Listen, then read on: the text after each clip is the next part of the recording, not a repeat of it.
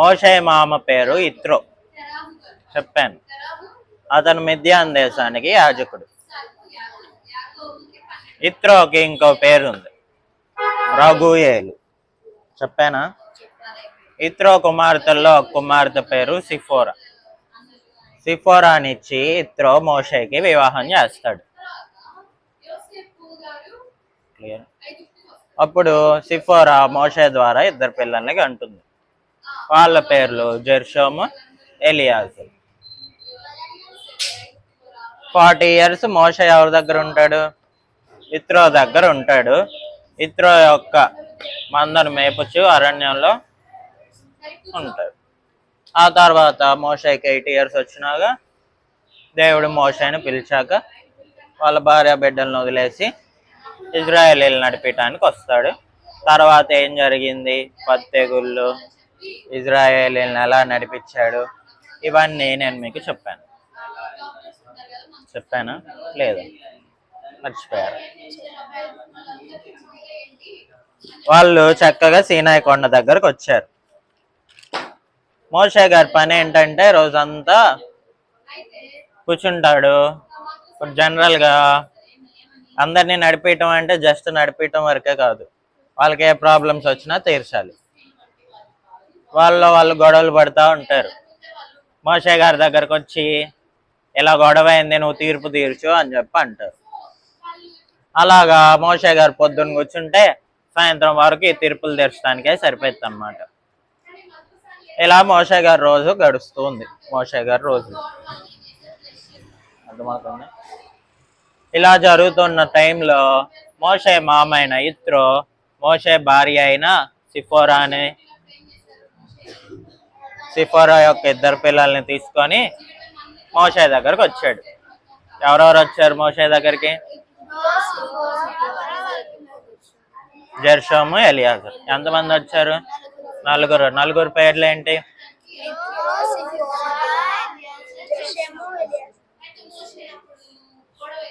వచ్చాడు. ఎక్కడికి వచ్చారు? మోషే వాళ్ళు ఎక్కడున్నారు? సీనాయి కొండ దగ్గరకు వచ్చారు.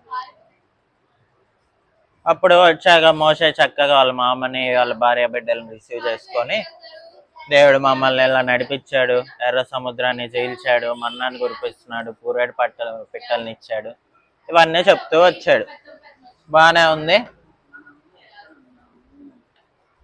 బాగానే రిసీవ్ చేసుకున్నాడు, ఉన్నారు. ఇంకా మోషే గారికి టైం అయింది తీర్పులు తీర్చడానికి. బయలుదేరి కూర్చున్నాడు. ఇత్రో చూస్తా ఉన్నాడు ఇదంతా. మోషే పొద్దున్న కూర్చుంటే సాయంత్రం వస్తున్నాడు ఇంటికి. ఇదంతా చూసి ఇత్రో ఆ రోజు నైట్ వీళ్ళు చక్కగా ఫుడ్ తింటున్న టైంలో ఒక అడ్వైజ్ ఇస్తాడు అనమాట మోషేకి. ఏమనంటే, మోషే, ఇంతమందికి నువ్వు తీర్పు తీరుస్తే చాలా కష్టం అవుతుంది, కాబట్టి నువ్వేం చేస్తావు అంటే ఇజ్రాయేలీల్లో ఎవరైతే దేవుని యందు భయభక్తులు కలిగి ఉంటారో, ఎవరికైతే డబ్బు ఆశ ఉండదో వాళ్ళని తీసుకో, కొంతమందిని తీసుకొని 10 మెంబర్స్కి ఒకళ్ళు గాను, 10 మెంబర్స్కి ఒకటి, 50 మెంబర్స్కి ఒకళ్ళు, అర్థమవుతుందా? 100 పీపుల్కి ఒకళ్ళు, 1000 పీపుల్కి ఒకళ్ళు, 10 పీపుల్కి ఒకళ్ళు, 50 పీపుల్కి ఒకళ్ళు, 100 పీపుల్కి ఒకళ్ళు, 1000 పీపుల్కి ఒకళ్ళను జడ్జిగా నియమించు అంటాడు. అర్థమైందా? ఈ ఒకళ్ళెవరు? జడ్జెస్ అన్నమాట. 10 పీపుల్ ఒక గ్రూప్ ఉంది, ఆ గ్రూప్కి ఒక జడ్జి ఉంటాడు. అర్థమైందా? 50 పీపుల్ ఉన్నారు, ఆ 50 పీపుల్కి ఒక జడ్జ్, 100 పీపుల్కి ఒక జడ్జ్, 1000 పీపుల్కి ఒక జడ్జ్, ఇంకా 1000 పీపుల్కి ఒకడు కూడా. ఇప్పుడు 10 మెంబర్స్ ఉన్నారు, ఒక ఫ్యామిలీ ఉంది, గొడవ వచ్చింది, వాళ్ళు ఏ 10 మెంబర్స్ గ్రూప్కి చెందుతారో ఆ జడ్జి దగ్గరికి వెళ్తాడు. అర్థమైందా? ఆ జడ్జి కనుక సాల్వ్ చేయలేకపోతే అప్పుడు 50 పీపుల్కి ఒక జడ్జి ఉన్నాడే తన దగ్గరికి వెళ్తాడు. ఆ 50 పీపుల్ జడ్జి కూడా సాల్వ్ చేయలేకపోతే 100 పీపుల్కి ఒక జడ్జి అన్నా కదా, తన దగ్గరికి వెళ్తాడు. ఆ 100 పీపుల్ జడ్జి కూడా సాల్వ్ చేయలేకపోతే 1000 పీపుల్ జడ్జి దగ్గరికి వెళ్తాడు. ఆ 1000 పీపుల్ జడ్జి కూడా సాల్వ్ చేయలేనప్పుడు లాస్ట్కి మోషే దగ్గరికి వెళ్తారు అనమాట. అప్పుడు మోషేకి ఇప్పుడు ఇవి ఎంతమంది 4 జడ్జెస్ కదా, 10, 50, 100, 1000. ఈ 4 మెంబర్స్ కూడా సాల్వ్ చేయలేకపోతున్నారంటే అది చాలా డిఫికల్ట్ కేసు అయి ఉంటుంది కదా. అది మోషే దగ్గర తీసుకెళ్ళాలన్నమాట. తీసుకెళ్ళు ఇలా నియమించు అని ఇత్రో మోషేకి చెప్తాడు. క్లియరా ఇంతవరకు? ఈ ఐడియా ఏదో బాగుంది మామ అని చెప్పి మోషే గారు దీన్ని ఇంప్లిమెంట్ చేస్తారు. ఎవరిని? దేవుని యందు భయభక్తులు కలిగి ఉన్న వాళ్ళని. డబ్బు ఆశ ఎందుకంటే డబ్బులు ఇచ్చి మేనేజ్ చేస్తారు కదా, లంచం ఇచ్చి. అలా లేకుండా లంచగొండలుగా ఉండని వాళ్ళని, అలాంటి వాళ్ళని తీసుకొని ఇలా నియమించడం వల్ల మోషే గారి పని సాఫీ అయిందనమాట, సులువైంది. ఓకేనా? క్లియరా? తర్వాత ఇత్రో, సిఫోరా, జెర్షోము, ఎలియాజరు వెళ్ళిపోతారు. ధ్యానం తెలుసు. ఇదంతా అయిపోయింది. తర్వాత వాళ్ళు బయలుదేరి ఈజిప్ట్ నుండి బయలుదేరి 3rd month అవుతుంది అనమాట. ఇప్పటికి 3rd month అవుతుంది. 3rd month అవుతుంది. దేవుడు మోషేతో మాట్లాడుతున్నాడు. ఏమనంటే, మోషే, నేను ఇజ్రాయేలీలందరినీ చక్కగా కాపాడి తీసుకొని వచ్చాను ఎగిప్తు నుండి. వాళ్ళు నా మాట వింటారో వినరో అని చెప్పి, వింటే గనక నేను వాళ్ళని పాలు తేనెలు ప్రవహించే దేశానికి తీసుకెళ్తాను. వాళ్ళు నా మాట వింటారో వినరో నువ్వు కనుక్కో అని చెప్పి దేవుడు మోషేతో చెప్తాడు. మోషే ఇజ్రాయేలీలందరినీ గ్యాదర్ చేసి వాళ్ళందరికీ చెప్తాడు అనమాట. ఇలా దేవుడు ఇలా అన్నాడు, మరి మీరు ఆయన మాట వింటారా వినరా అంటే, ఇజ్రాయేలీలు ఏమంటారంటే,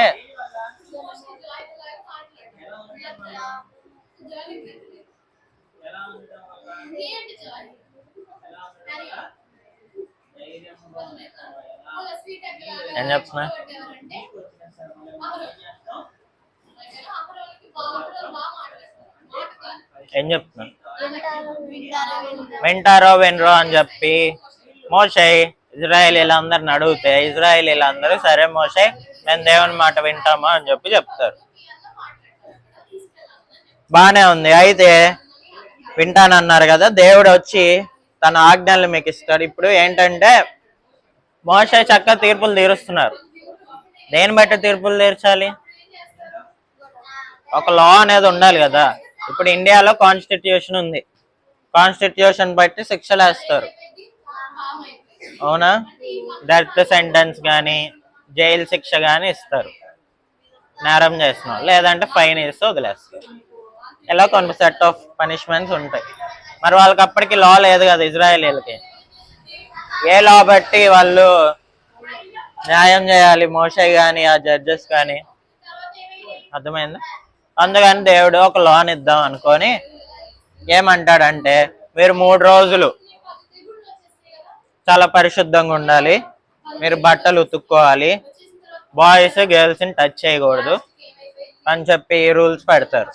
వాళ్ళు అన్నట్టుగానే 3 days ఫాలో అవుతారు. సీనాయి కొండ చుట్టూ ఒక గీత గీస్తారు.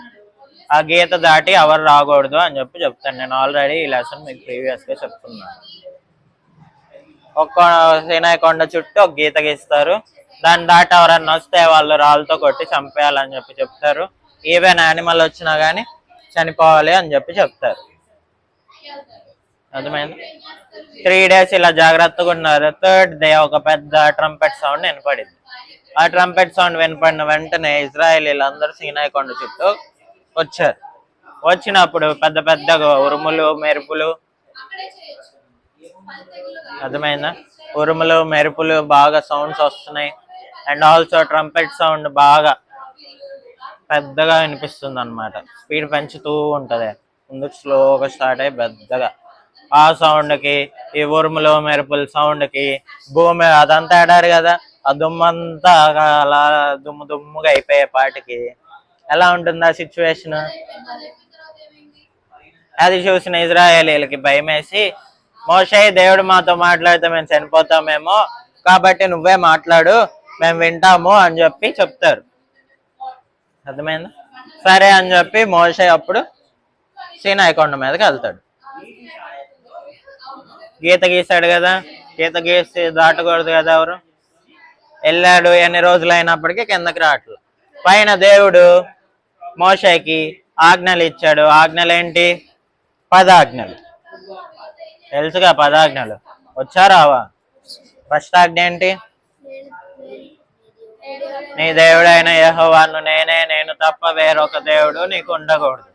పై ఆకాశం అందే గాని, కింద భూమి అందే గాని, భూమి కింద ఉండే జలములు అందే గాని ఉండు దేని రూపమునైనను విగ్రహమునైనను నీవు చేసుకొనకూడదు, దాన్ని పూజించకూడదు. థర్డ్దేంటి? నీ దేవుడైన యెహోవా నీకు అనుగ్రహించు దేశముల్లో, అదేనా? అది ఫోర్త్దా? అదే కదమ్మా. నీ దేవుడైన యెహోవా నీకు అనుగ్రహించు దేశంలో నీవు దీర్ఘాయుష్మంతుడు ఆగునట్లు నీ తల్లిని నీ తండ్రిని సన్మానింపుము. ఫోర్త్దేంటి? విశ్రాంతి దినమును. ఫిఫ్త్ది?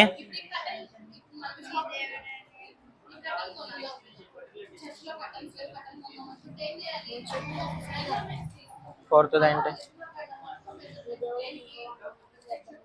నీ దేవుడైన యెహోవా నామమును వ్యర్థంగా ఉచ్చరింపకూడదు. ఎన్నైనా ఇప్పటికీ 5 అయినాయి. 6th ఏంటి? నరహత్య చేయకూడదు, దొంగలించకూడదు, వ్యభిచరింపకూడదు, నీ పొరుగు వానిది ఏదియు ఆశింపకూడదు, నీ పొరుగు వాని మీద అబద్ధపు సాక్ష్యం మోపరాదు. మొత్తం ఎన్నైనాయి? 10 అయినాయి. బాగానే ఉంది. 10 ఆజ్ఞలు ఇచ్చాడు. కింద ఏం జరుగుతుంది? మోషే ఎంతసేపటికి రావట్లేదని వీళ్ళు ఏం చేసుకున్నారు? విగ్రహం చేశారు. ఆ స్టోరీ అంతా మీకు తెలుసు. అది నేను దాదాపు చాలా సార్లు చెప్పుకున్నాం. మొన్న VBS లో కూడా చెప్పాం కాబట్టి నేను మళ్ళీ చెప్పను. కిందకు వచ్చేసరిగా వాళ్ళు విగ్రహం చేసుకొని ఉన్నారు. మోషే అది చూసి టాబ్లెట్స్ పగలు కొట్టేస్తాడు.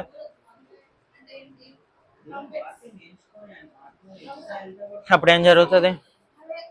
దేవుని వైపు ఎవరు ఉంటారు? ఇట్రండి, రానోళ్ళు ఇట్రండి అంటారు, వీళ్ళని చంపేస్తారు.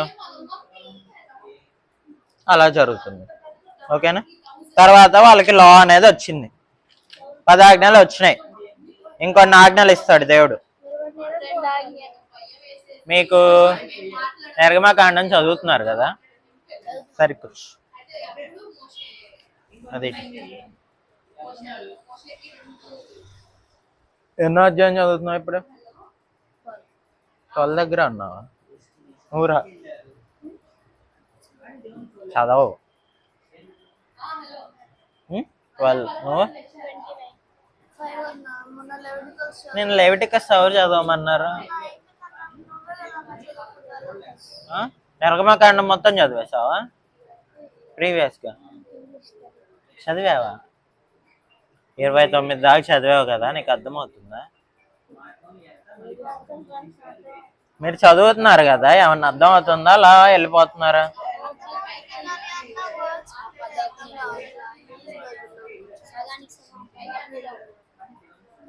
మీకు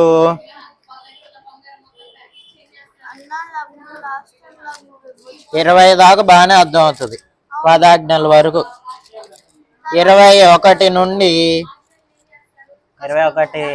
నుండి ఎలా ఉంది నీకు? కొంచెం కష్టంగా ఉంటుంది. దేనికి? అన్ని ఆజ్ఞలే ఉంటాయి అన్నమాట. జస్ట్ 10 ఆజ్ఞలే ఇవ్వడు దేవుడు, చాలా రూల్స్ ఇస్తాడు. మెయిన్ గా ఈ 10 ఇస్తారు అన్నమాట. ఓకేనా? క్లియరా? నువ్వే బైబిల్ అన్నా చదువు అమ్మా, నాకెందుకు. ఏం చెప్తున్నా? అర్థమైందా? ఇలా ఆజ్ఞలు ఇస్తాడు. తర్వాత ఈ ఆజ్ఞల్లో ఒక ఆజ్ఞ ఏంటంటే ప్రత్యక్ష గుడారం ఎలా ఉండాలి అని. నేను ఆల్రెడీ మీకు ఇది కూడా చెప్పాను. ఏంటి? ప్రత్యక్ష గుడారానికి ఎన్ని ఉంటాయి? ఎన్ని ప్లేసెస్? 3 compartments are places. ఏంటవి? ఆవరణం, పరిశుద్ధ స్థలం, అతి పరిశుద్ధ స్థలం. ఆవరణంలో బలిపీఠమును వాష్ చేసుకోవటానికి వాటర్ ఉంటాయి అన్నమాట. పరిశుద్ధ స్థలంలో దీపస్తంభము, రొట్టెల బల్ల, ఇంకొక చిన్న బలిపీఠం ఉంటుంది. అతి పరిశుద్ధ స్థలంలో మందసం ఉంటుంది. మందసం అనేది ఒక బాక్స్. ఆ బాక్స్ లోపల ఏముంటాయి? అహరోను కర్ర, 10 ఆజ్ఞల టాబ్లెట్స్, మన్నా పాత్ర. ఆ మందసం మీద ఏముంటాయి? రెండు దేవదూతలు రెక్కలు విప్పుకొని కిందకు చూస్తూ ఉంటాయి. ఆ రెండు దేవదూతల పేర్లు కెరూబులు. అర్థమైందా నన్ను?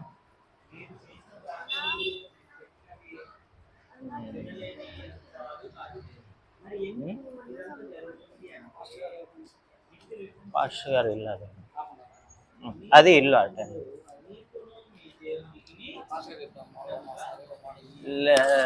పాస్టర్ గారు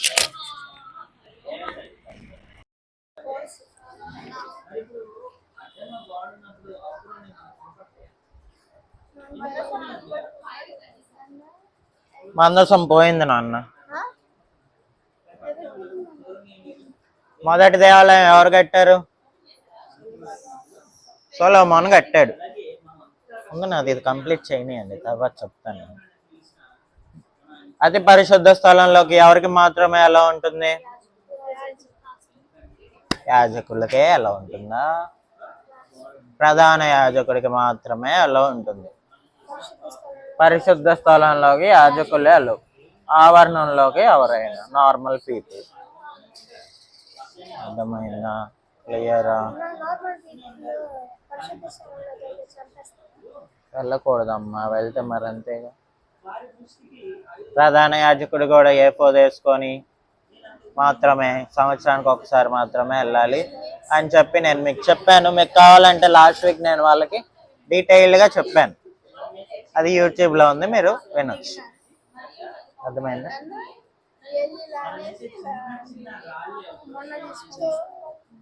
దీంతో నిర్గమకాండం ఫినిష్ అయిపోయింది. లేవికాండంలో కూడా ఆజ్ఞలు ఉంటాయి. లేవికాండం నిండా ఆజ్ఞలే. నంబర్స్ సంఖ్యాకాండంలో కూడా ఆజ్ఞలే ఉంటాయి. సంఖ్యాకాండం ఎండింగ్లో మళ్ళీ మనకు కొంచెం చెప్పుకోదగ్గ కంటెంట్ ఉంటుందన్నమాట. అది నేను మీకు నెక్స్ట్ వీక్ స్టార్ట్ చేస్తాను. అయితే వీళ్ళు సీనాయి కొండ దగ్గరికి నిర్గమకాండం ఎండింగ్లో వచ్చినట్టు కదా, లేవికాండం అంతా కూడా సీనాయి కొండ దగ్గర జరుగుతుంది. సంఖ్యాకాండం ఎండింగ్లో సీనాయి కొండ దగ్గర నుండి బయలుదేరుతారు. దాదాపు 1 year పాటు సీనాయి కొండ దగ్గరే ఉంటారు ఇశ్రాయేలీలు. మార్నింగ్ మన్నా, ఈవినింగ్ పూరేడు పెట్టలు.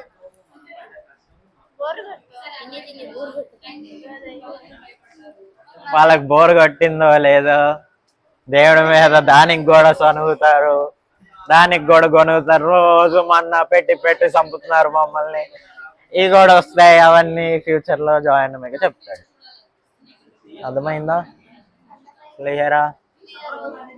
గుర్తేంటోరా ఇలా లెగుస్తుంటుంది. మందసం అనేది ఏంటంటే ప్రత్యక్ష గుడారం అనేది ఒక ఫిక్స్డ్ ప్లేస్ లో ఉండదు కదా, మూవ్ అవుతూ వీళ్ళు ఏ స్థలానికి వెళ్తే ఆ స్థలంలో వేస్తారు కదా.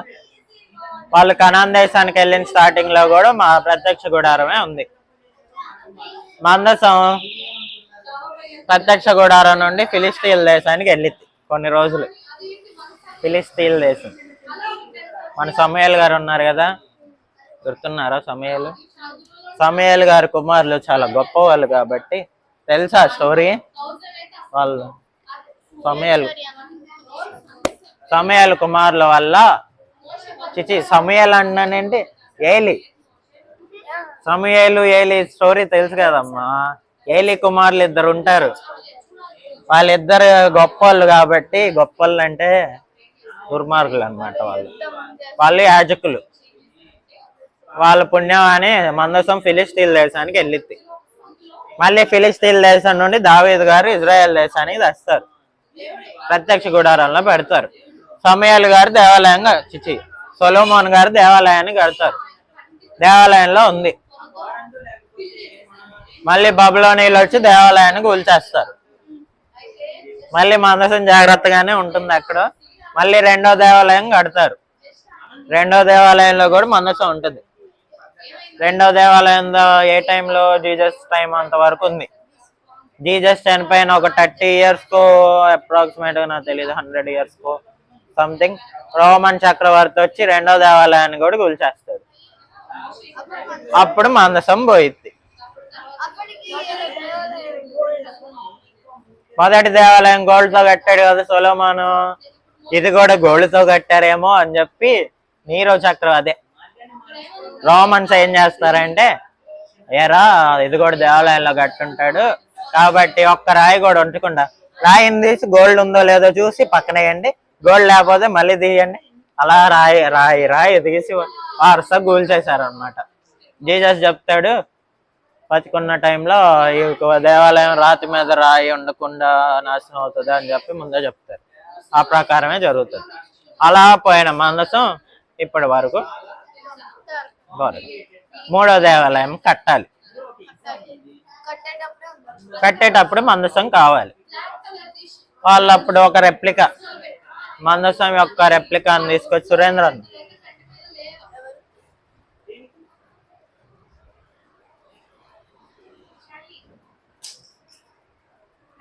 మందసం యొక్క రెప్లికా అంటే వినాలి, బాక్స్ ఉంటుంది కదా, కెరోబ్లు ఉంటాయి కదా, అన్నీ ఉంటాయి, కానీ లోపలేమో 10 ఆజ్ఞల టాబ్లెట్స్, మన్నా పాత్ర, అహరోన్ కర్ర ఉండవు.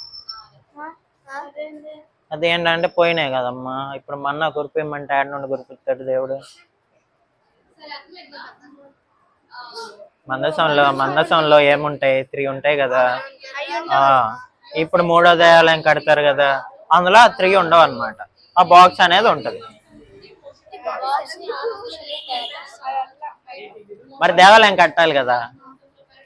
యూదులందరూ ఆ రోమన్ చక్రవర్తి వచ్చినప్పుడు అందరూ ఎటోళ్ళు అటు పోయారు. మళ్ళీ వాళ్ళు ఇప్పుడు 1 by 1 వస్తున్నారు ఇజ్రాయెల్ కంట్రీకి.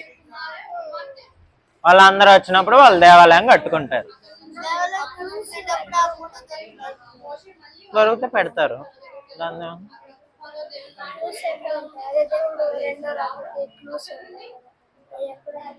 మత్తయి సువార్తలో ఉంటాయి. దేవుని యొక్క రెండో రాకడ క్లూలో ఒకటి దేవాలయం కట్టబడటం. అర్థమైందా? దేవాలయం కట్టేశారనుకో, అక్కడ ఏ క్షణంలో ఉంటుందో మనం చెప్పలేం.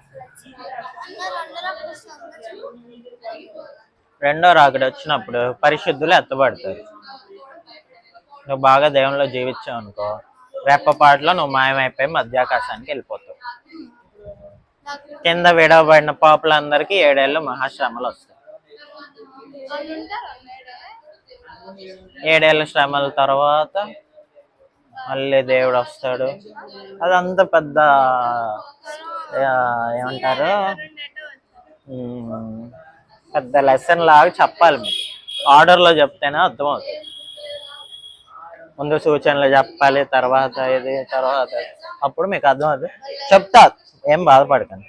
మొత్తం మనకి పాత నిబంధన అయిపోయి యేసుక్రీస్తు వారి గురించి కూడా అయిపోయినాక అప్పుడు చెప్తాను. అది నాన్న ఇవాళ లెసన్.